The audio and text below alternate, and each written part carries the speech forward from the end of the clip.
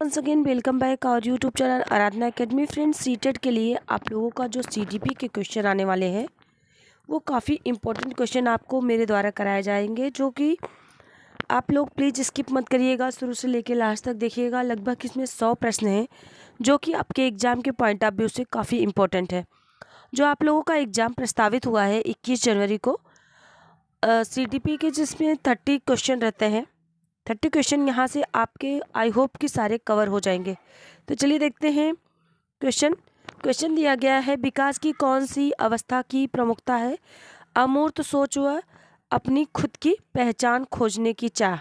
तो आप लोगों का जो इसमें करेक्ट आंसर हो जाएगा वह हो जाएगा किशोरावस्था। डी ऑप्शन आपका करेक्ट होगा। अगला प्रश्न दिया है आप लोगों का,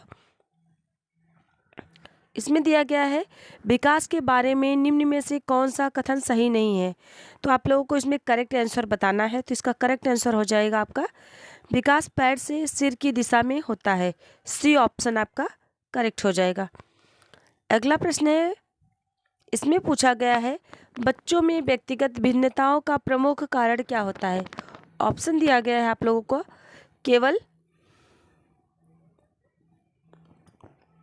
केवल व्यक्ति के वंशानुगत के गुण। बी ऑप्शन दिया गया है आपका केवल बालकों के पालन पोषण का तरीका, यानी कि जो बालकों का पालन पोषण का तरीका। और सी ऑप्शन दिया गया है आपका अनुवांशिकता व पर्यावरणीय कारकों के बीच परस्पर जटिल अंतःक्रिया। और डी ऑप्शन दिया गया है केवल बच्चों का भौतिक परिवेश। तो आप लोगों का जो इसमें करेक्ट आंसर हो जाएगा सी ऑप्शन करेक्ट है। अगला प्रश्न है सामाजिकरण। तो सामाजिकरण के लिए ऑप्शन दिया गया है आप लोगों का रैखिक व निश्चित प्रक्रिया है। बी ऑप्शन है सरल व एकायामी प्रक्रिया है। और सी ऑप्शन है आपका जटिल व बहुआयामी प्रक्रिया है। और डी ऑप्शन है अन्वय व सार्वभौमिक प्रक्रिया है। तो आप लोगों का जो इसमें करेक्ट ऑप्शन हो जाएगा सी ऑप्शन आपका करेक्ट है, जटिल व बहुआयामी प्रक्रिया में है। अगला प्रश्न है, प्रश्न आप लोगों का जीन पियाजे से पूछा गया है। लगभग आप लोगों को जीन पियाजे, बायोजस्की, कोहलबर्ग और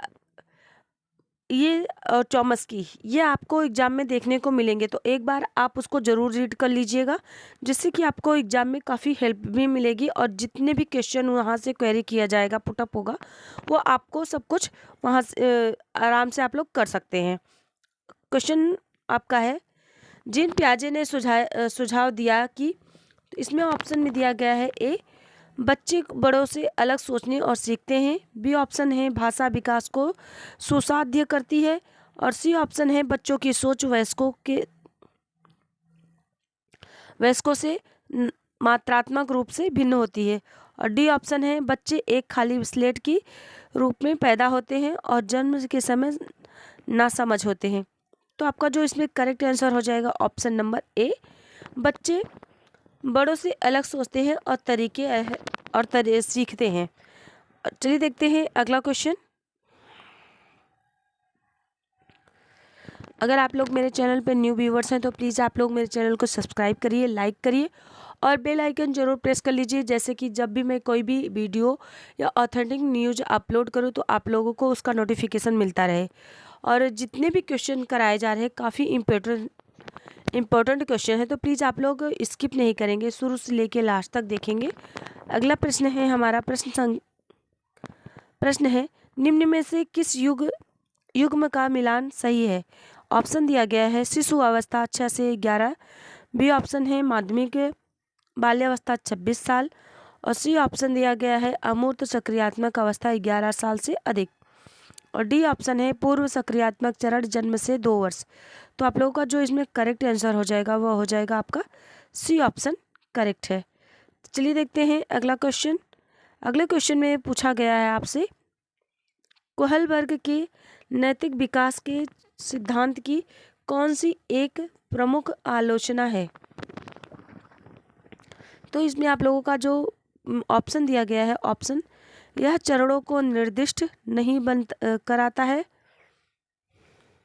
बी ऑप्शन दिया गया है यह नैतिक सोच पर सांस्कृतिक कारकों और लिंग के प्रभाव की अवहेलना करता है। सी ऑप्शन है यह प्राकृतिक स्थितियों में बच्चों के सहभागी अवलोकनों का उपयोग करता है। और डी ऑप्शन है यह नैतिक विकास का एक निश्चित क्रम नहीं देता। तो आप लोगों का जो इसमें करेक्ट आंसर हो जाएगा वो हो जाएगा आपका बी ऑप्शन करेक्ट है।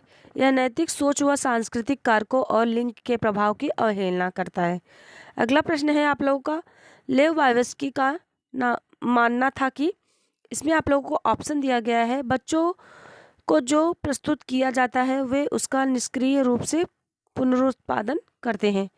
बी ऑप्शन दिया गया है, बच्चे बड़े की मदद से अपनी समझ खुद बनाते हैं। सी ऑप्शन है, बच्चे उद्दीपन व प्रतिक्रिया का अनुकूलन करके सीखते हैं। डी ऑप्शन है आपका, बच्चे तब सीखते हैं जब उन्हें उपयुक्त भौतिक इनाम प्रदान किया जाता है। तो आप लोगों का जो इसमें करेक्ट आंसर हो जाएगा वो हो जाएगा बी ऑप्शन आपका करेक्ट है। चलिए देखते हैं अगला प्रश्न। अगला प्रश्न है आप लोगों का, लेव वाइवस्की ने संज्ञानात्मक विकास के सिद्धांत में डैश जैसे मनोवैज्ञानिक उपकरणों को बहुत महत्वता दी है। ऑप्शन दिया गया है भाषा, B option calendar, C option calculator और डी ऑप्शन आपका मोबाइल। तो इसमें सबसे ज़्यादा आपका करेक्ट आंसर हो जाएगा आपका भाषा। चलिए देखते हैं अगला प्रश्न। अगला प्रश्न दिया गया है, एक प्रगतिशील कक्षा में क्वेश्चन है आप लोगों का और ऑप्शन दिया गया है इसमें, बच्चों का सीखना ईमान व सजा के प्रयोग से नियंत्रित होता है। बी ऑप्शन दिया गया है, बच्चों को सख्त निगरानी में रखना चाहिए, सख्त निगरानी में रखना चाहिए व अमान्य पाठ्यचर्या अपनानी चाहिए। सी ऑप्शन दिया गया है, सीखने को सुसाधित करने के लिए वेधन व अभ्यास की विधि का पालन किया जाता है। तो आप लोगों का जो इसमें करेक्ट आंसर हो जाएगा। और डी ऑप्शन दिया गया है आप लोगों का, सिखाने का आधार प्रत्यक्ष अनुभव व संवाद होता है। तो आप लोगों का जो करेक्ट आंसर हो जाएगा डी ऑप्शन ही आपका करेक्ट आंसर है।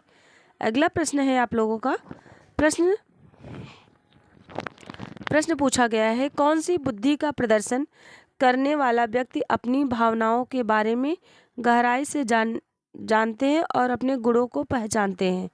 इसमें पहला ऑप्शन है तर्क गणितीय बुद्धिमत्ता, बी ऑप्शन है शारीरिक गति संवेदनात्मक बुद्धि और सी ऑप्शन है आपका अंतर्वैयक्तिक बुद्धि और डी ऑप्शन है भाषाई बुद्धि। तो जो आपका इसमें करेक्ट आंसर हो जाएगा वो हो जाएगा सी ऑप्शन करेक्ट है।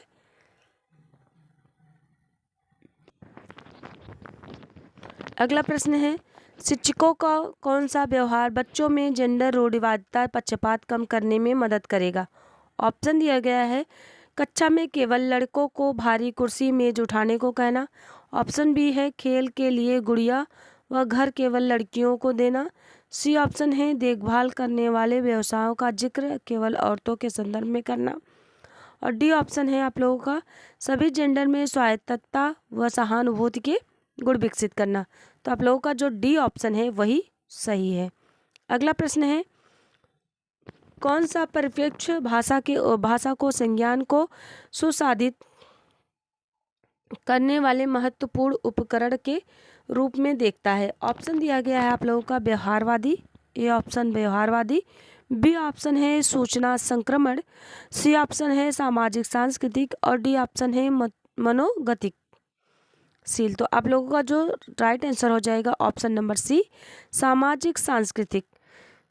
अगला प्रश्न है आप लोगों का प्रश्न है, कक्षा में विविधता को समायोजित करने के लिए निम्नलिखित में से कौन सा एक प्रभावी रणनीति नहीं है। ऑप्शन दिया गया है आप लोगों का, ए ऑप्शन है छात्रों के सामाजिक और सांस्कृतिक संदर्भ का पता लगाना, बी ऑप्शन है छात्रों को विभिन्न पृष्ठभूमियों के अनुरूप शिक्षा शास्त्र, सी ऑप्शन है ऐसे विविध उदाहरण प्रदान करना जो सभी विद्यार्थियों के लिए अर्थपूर्ण हो और डी ऑप्शन है निर्देशों के मानक सेट का उपयोग करना और शिक्षार्थियों की पृष्ठभूमि को अनदेखा करना।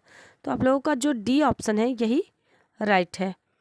चलिए देखते हैं अगला प्रश्न। अगला प्रश्न में दिया गया है आप लोगों को, निम्नलिखित में से अर्थपूर्ण अधिगम के लिए आकलन की विशेषता क्या होनी चाहिए। ऑप्शन ए है मानकीकृत, बी ऑप्शन है व्यापक, और सी ऑप्शन है रचनात्मक, और डी ऑप्शन है गुणात्मक। तो यहाँ पे आप लोगों का 2 आंसर राइट हो जाएगा, बी भी आपका राइट है और सी भी। अगला प्रश्न है, समावेशी शिक्षा में क्या शामिल है? तो आप लोगों को बताना है समावेशी शिक्षा में कौन कौन से शामिल है। पहला ऑप्शन दिया गया है इसमें बाधा मुक्त वातावरण का प्रावधान, बी ऑप्शन, दूसरा ऑप्शन दिया गया है योग्यताओं के आधार पर बच्चों का पृथकीकरण, और तीसरा ऑप्शन दिया गया बच्चों की पहचान कर उनका उपयुक्त नामीकरण, और सी ऑप्शन चौथा ऑप्शन दिया गया है पाठ्य पुस्तकीय अनुभवों व शिक्षा शास्त्रीय रणनीतियों में लचीलापन। तो आप लोगों का जो ऑप्शन राइट है वो चौथा और पहला, यही 2 ही ऑप्शन आपके राइट है, यानी कि ए ऑप्शन आपका करेक्ट है। चलिए देखते हैं अगला प्रश्न। अगला प्रश्न है हमारा, बच्चों के विविध समूहों के साथ बातचीत करते समय एक शिक्षक को क्या नहीं करना चाहिए? तो इसमें आप लोगों का पहला प्रश्न है, इसमें ऑप्शन दिया गया है, जो आप लोगों का पहला ऑप्शन है ए ऑप्शन बहस और चर्चा को प्रोत्साहन, बी ऑप्शन दिया गया है अपने स्वयं के पूर्वाग्रहों और रूढ़ियों पर चिंतन, और तीसरा ऑप्शन दिया गया है आप लोगों का एक समान पाठ्यक्रम और मानकीकृत मूल्यांकन का पालन करना, और चौथा ऑप्शन दिया गया है व्याख्यान पद्धति को एकमात्र शैक्षणिक रणनीति के रूप में अपनाना। तो आप लोगों का जो करेक्ट आंसर हो जाएगा ऑप्शन नंबर सी आपका करेक्ट है। चलिए देखते हैं अगला प्रश्न। यहाँ पे अभिकथन दिया गया है और तर्क, तो आप लोगों को पहले अभिकथन में बताती हूँ, फिर उसके बाद में आप तर्क बताऊंगी, फिर उसके बाद में आपको यह पढ़कर बताना है कि कौन सा राइट है और कौन सा नहीं। अभिकथन है पठन वैकल्य से जूझ रहे बच्चों के सीखने को युग्म बनाने के लिए शिक्षकों को पुस्तक के अलावा विभिन्न प्रकार के संसाधनों का प्रयोग करना चाहिए व उन्हें लिखित परीक्षा के अतिरिक्त समय देना चाहिए। ये तो आप लोगों का अभिकथन था। और तर्क क्या दिया गया है, पठन वैकल्प की चुनौती वाले विद्यार्थियों को पढ़ने में कठिनाई होती है, सही विकल्प चुनें। तो आप लोगों का जो इसमें सही होगा ए और आर दोनों सही हैं, और आर जो है सही व्याख्या करता है ए का, यानी कि ए ऑप्शन ही आपका राइट है। चलिए देखते हैं अगला प्रश्न। अगला प्रश्न दिया गया है कौन सा उदाहरण सहायकी तकनीक का इस्तेमाल करते हुए दृष्टिबाधित विद्यार्थियों की मदद करेगा? ऑप्शन ए है हेडफोन, ऑप्शन बी है चित्र आधारित वर्कशीट, ऑप्शन बी सी है पढ़ने व लिखने के लिए ब्रेल प्रणाली, और ऑप्शन डी है श्रवण में मदद करने वाला उपकरण। तो आप लोगों का जो इसमें करेक्ट आंसर हो जाएगा सी ऑप्शन, पढ़ने व लिखने के लिए ब्रेन प्रणाली। अगला प्रश्न है प्रश्न संख्या आप लोगों का, निम्नलिखित में से रचनात्मक के विशिष्ट संकेतक कौन से हैं? तो इसमें आप लोगों को बताना है। ऑप्शन दिया गया है, पहला ऑप्शन जिज्ञासा, दूसरा ऑप्शन है स्वतंत्रता, और तीसरा ऑप्शन है अनुकूलनशीलता, और चौथा ऑप्शन है उच्च स्तर की एकाग्रता। तो आप लोगों का इसमें जो करेक्ट आंसर हो जाएगा तीसरा, यानी पहला, दूसरा, तीसरा, चौथा, यानी सभी जितने हैं सी ऑप्शन करेक्ट है, सभी उसमें एक क्रम से सही हैं। यहाँ पे एक आप लोगों का अभिकथन फिर से दिया गया है। इसमें पूछा गया है अभिकथन प्रभावी अधिगम के लिए केवल शिक्षकों को कक्षा में प्रश्न पूछना चाहिए, न कि बच्चों को। और तर्क दिया गया है बच्चे निष्क्रिय श्रवण की प्रक्रिया के माध्यम से सर्वाधिक अर्थपूर्ण ढंग से सीखते हैं और सही विकल्प चुनते हैं। तो आप लोगों का जो इसमें करेक्ट हो जाएगा ए और आर दोनों गलत हैं, यानी कि डी ऑप्शन आपका सही हो जाएगा। जो कथन है और जो तर्क है दोनों ही गलत हैं। यहाँ पे फिर से आप लोगों के लिए एक कथन है। अभिकथन दिया गया है शिक्षिका को विद्यार्थियों की जरूरतों के अनुसार उचित व उपयुक्त पाठ प्रदान करना चाहिए। ऑप्शन इसमें तर्क दिया गया है सीखना एक सहयोगात्मक प्रक्रिया है। तो आप लोगों का जो राइट हो जाएगा, ए और आर दोनों राइट हो है, सही है, और जो आर है ना वो ए का सही व्याख्या कर रहा है, यानी कि ए ऑप्शन करेक्ट है। आप लोगों को क्वेश्चन भी, जैसे क्वेश्चन यहाँ पे आप लोग देख रहे हैं वैसे ही क्वेश्चन आपको एग्जाम में भी देखने को मिलेंगे। काफ़ी सीटेट का जो क्वेश्चन आता है वो काफ़ी लेंदी रहता है, तो आप लोग जितना रीड करेंगे, जितना प्रीवियस ईयर क्वेश्चन को, मॉक टेस्ट को करेंगे, उतना ही आप लोगों के लिए बहुत ही अच्छा होगा। क्योंकि लगभग आपके इतना मान के चलिए 60 से लेके 65% तक आप लोगों का प्रीवियस ईयर क्वेश्चन से ही क्वेश्चन आते हैं। तो आप लोग अधिक से अधिक प्रीवियस ईयर का क्वेश्चन करिए, और जितना हो सके आप लोग क्वेश्चन, जैसे कि लर्निंग करने का स्किल जो है आप लोग थोड़ा सा स्पीड थोड़ा तेज करेंगे तो ज़्यादा अच्छा रहेगा। क्योंकि आप लोगों का जो एग्ज़ाम में क्वेश्चन रहते हैं, अभी तो यहाँ पे हम लगभग आपको 30 या 40 क्वेश्चन करा देंगे, लेकिन जब आपका स्पीड अच्छा रहेगा तो आप अच्छे से रीड करके उसे समझ के अच्छे से क्वेश्चन कर सकते हो। तो आप लोग रीडिंग स्किल आप थोड़ा सा अपना तेज करेंगे। अगला प्रश्न है, शिक्षकों को प्राथमिक माध्यमिक स्कूली कक्षाओं में बच्चों की असफलता को किस प्रकार देखना चाहिए। ऑप्शन दिया गया है बच्चों की कम योग्यताओं का प्रतिबिंबन, ऑप्शन बी दिया गया है शिक्षकों की कम योग्यताओं का प्रतिबिंबन, ऑप्शन सी दिया गया है माता पिता की कम योग्यताओं का प्रतिबिंबन, और ऑप्शन डी दिया गया है स्कूली तंत्र की कार्यशीलता का प्रतिबिंबन। तो आप लोगों का जो करेक्ट आंसर हो जाएगा डी ऑप्शन करेक्ट है। चलिए देखते हैं अगला प्रश्न। अगला प्रश्न दिया गया है आप लोगों का, एक सामाजिक रचनात्मक कक्षा में अधिगम, ऑप्शन दिया गया है निष्क्रिय और व्यक्तिगत है, बी ऑप्शन दिया गया है सक्रिय और व्यक्तिगत है, सी ऑप्शन है आप लोगों का सक्रिय और सामाजिक है, और डी ऑप्शन दिया गया है निष्क्रिय और सामाजिक है। तो जो इसमें करेक्ट आंसर आपका हो जाएगा वो ऑप्शन सी हो जाएगा आपका करेक्ट आंसर, सक्रिय और सामाजिक है। चलिए देखते हैं अगला प्रश्न। प्रश्न संख्या आप लोगों का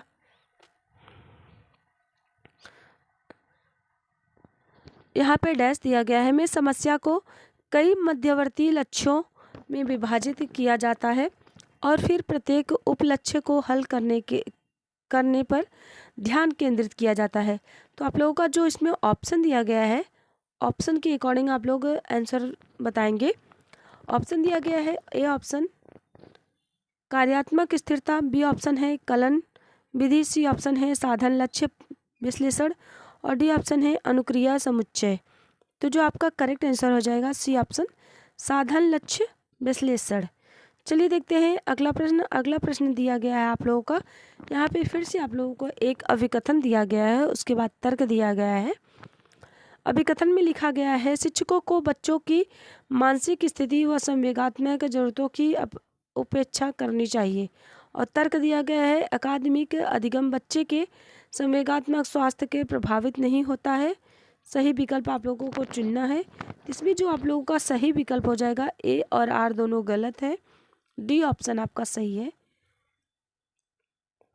अगला क्वेश्चन है, अधिगम को कैसे सुसाधित करना चाहिए। तो इसका ए ऑप्शन दिया गया अर्थपूर्ण खोज, बी ऑप्शन दिया गया है विद्यार्थियों में प्रतिस्पर्धा को बढ़ावा देकर, सी ऑप्शन है भौतिक पुरस्कार देकर, और डी ऑप्शन है नकारात्मक पुनर्बल देकर। तो जो आपका इसमें करेक्ट आंसर हो जाएगा वो हो जाएगा ए ऑप्शन अर्थपूर्ण खोज। अगला प्रश्न है, प्रश्न आप लोगों का, स्वयं के ज्ञाता होने के बारे में जागरूकता व समझ किस प्रक्रिया में शामिल है। ऑप्शन ए है अधिसंज्ञान, बी ऑप्शन है समायोजन, सी ऑप्शन है समावेशन, और डी ऑप्शन है अनुबंधन। तो आपका जो इसमें करेक्ट आंसर हो जाएगा ए ऑप्शन अधिसंज्ञान। अगला प्रश्न है, अगले प्रश्न में पूछा गया है आप लोगों से, शिक्षकों में सामान्यता रखनी चाहिए कि योग्यता डैश है, और विद्यार्थियों को डैश फिर दिया गया है आप लोगों को तय करने के लिए प्रोत्साहित करना चाहिए। ऑप्शन दिया गया है आपका स्थिर महारत उन्मुखी लक्ष्य, बी ऑप्शन दिया गया है आप लोगों का स्थिर प्रदर्शन उन्मुखी लक्ष्य, सी ऑप्शन दिया गया है वार्षिक महारत उन्मुखी लक्ष्य, और डी ऑप्शन आपका वार्षिक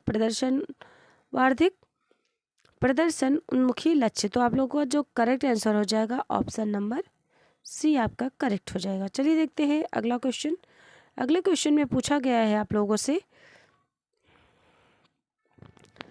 प्रेरणा और सीखने के बारे में इसमें से कौन सा कथन सही है? ऑप्शन दिया गया है, सीखना तब प्रभावित होता है जब छात्र सजा से बचने के कारण अभिप्रेरित होते हैं। बी ऑप्शन है, सीखना तब प्रभावी होता है जब छात्रों में आंतरिक अभिप्रेरणा होता है। और सी ऑप्शन है, सीखना तब प्रभावी होता है जब छात्र बाहरी रूप से प्रेरित होता है। और डी ऑप्शन है, सीखने में प्रेरणा की कोई भूमिका नहीं होती है। तो आप लोगों का जो करेक्ट आंसर हो जाएगा ऑप्शन नंबर बी आपका करेक्ट है। अगला प्रश्न है, अगले प्रश्न में पूछा गया है, बच्चों के प्राथमिक वर्षों में विकास का क्रम है। ऑप्शन ए दिया गया है, सरल से जटिल की तरफ होता है। बी ऑप्शन है, अमूर्त से मूर्त की तरफ होता है। सी ऑप्शन है आपका, वैश्विक से स्थानिक की ओर होता है। और डी ऑप्शन है, विशिष्ट से सामान्य की ओर होता है। तो इसमें आप लोगों का correct answer A option correct हो जाएगा। आई होप आप लोगों को ये सेशन पसंद आया होगा। मिलते हैं नेक्स्ट वीडियो में। और प्लीज़ आप लोग मेरे चैनल पर न्यू सब्सक्राइबर हैं तो प्लीज़ आप लोग मेरे चैनल को सब्सक्राइब कर लीजिए, लाइक कर दीजिए, कमेंट ज़रूर करिएगा कि आप लोगों को ये सेशन कैसा लगा और कितने क्वेश्चन आपके सही हो रहे हैं। क्योंकि आप लोगों का एग्ज़ाम बस अब कुछ ही दिन है, मान के चलिए कि 1 महीना है, पर 1 महीना कब निकल जाएगा आपको भी नहीं पता चलेगा। तो इसलिए आप लोग अधिक से अधिक प्रैक्टिस सेट लगाइए और अधिक से अधिक आप लोग लर्निंग स्किल अपना अच्छा करिए, जिससे कि आप लोग एग्ज़ाम हॉल में जब भी बैठे तो क्वेश्चन को इतने अच्छे से पढ़ सकें और इतने अच्छे से आप लोगों को तुरंत वह समझ में आ जाए। क्योंकि जब भी सीटेट का एग्ज़ाम होता है वह घुमा फिरा के काफ़ी पूछता है और आपका वो प्रेजेंट आप माइंड ही क्वेश्चन रहेगा। तो इसलिए आप हमेशा ध्यान देंगे और अच्छे से रीड करके फिर आंसर करेंगे। तो आई होप आप लोगों को सेशन पसंद आया होगा। मिलते हैं नेक्स्ट वीडियो में। Thank you so much, thanks for watching.